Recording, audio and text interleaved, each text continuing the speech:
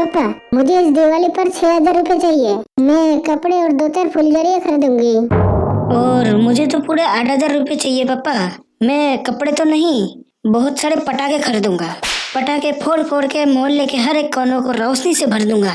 वाह, बच्चों की कितनी अच्छी सोच है।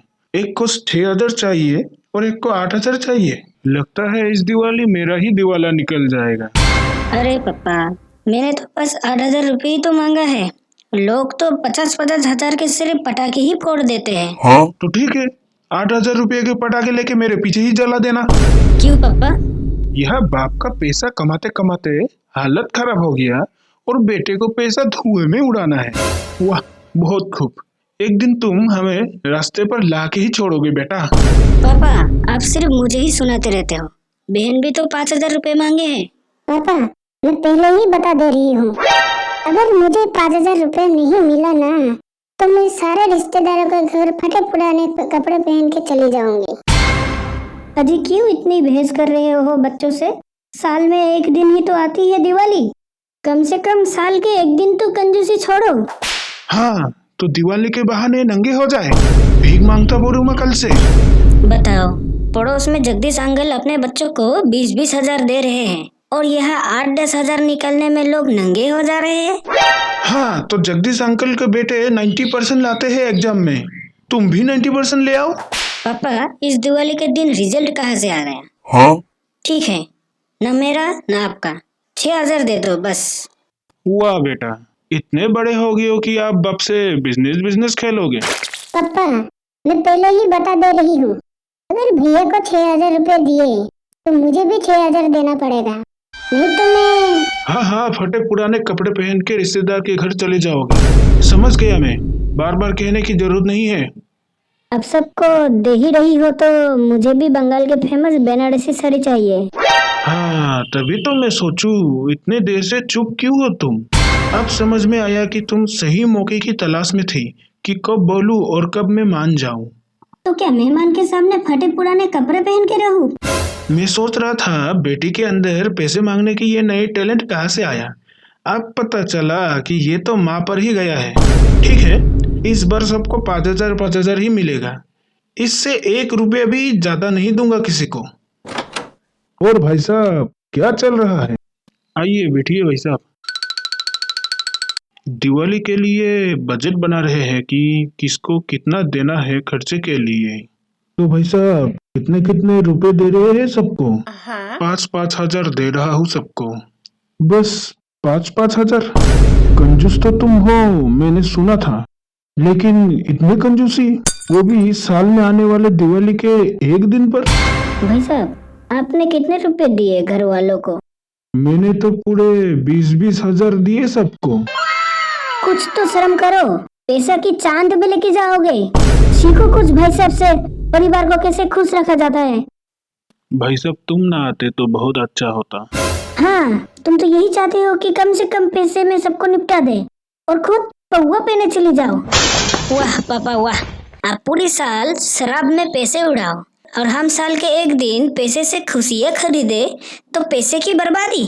आप करे तो रासलीला और हम करे तो करेक्टर ढीला।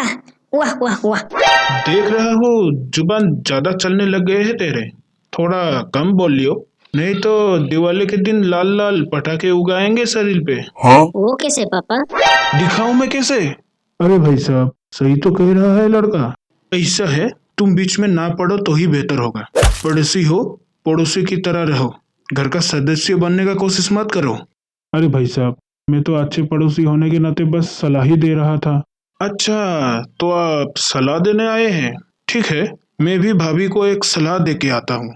कैसी सलाह, जरा हमें भी तो बताओ। मैं तो यही सलाह दूंगा कि आपके ऊपर नजर रखें। क्यों भाई साहब? आजकल पास के शहर में सबिता भाभी के वहाँ बहुत दिखाई पड़ रहे हो। क्यों, जाके बता दूं भाभी को? नहीं नहीं भाई साहब, अब तो बूढ़े मान गए। ठीक है, मैं चला जाता हूँ।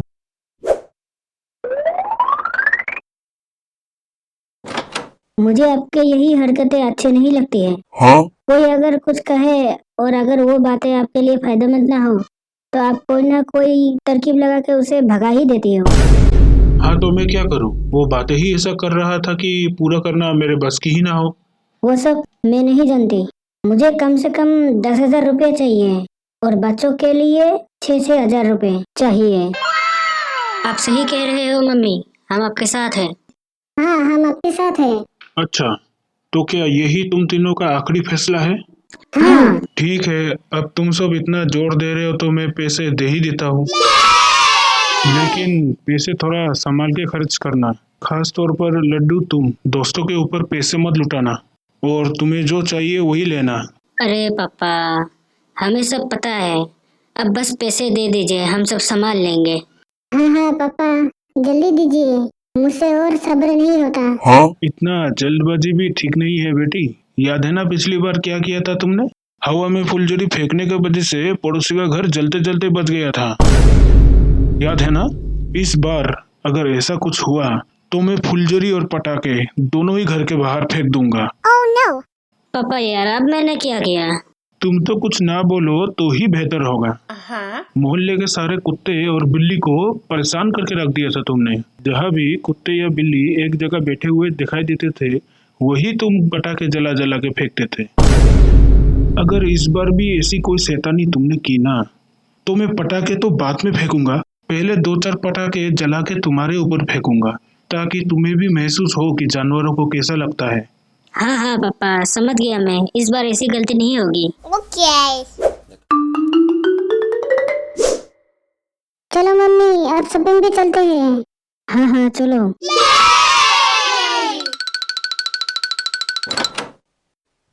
दोस्तों, वीडियो तो यही खत्म होता है, लेकिन आप लोगों से मेरा एक रिक्वेस्ट है कि इस 3D GB एनिमेशन चैनल को सब्सक्राइब कीजिए और ज़्यादा से ज़्यादा अपने कार्टून लवर दोस्तों को शेयर कीजिए।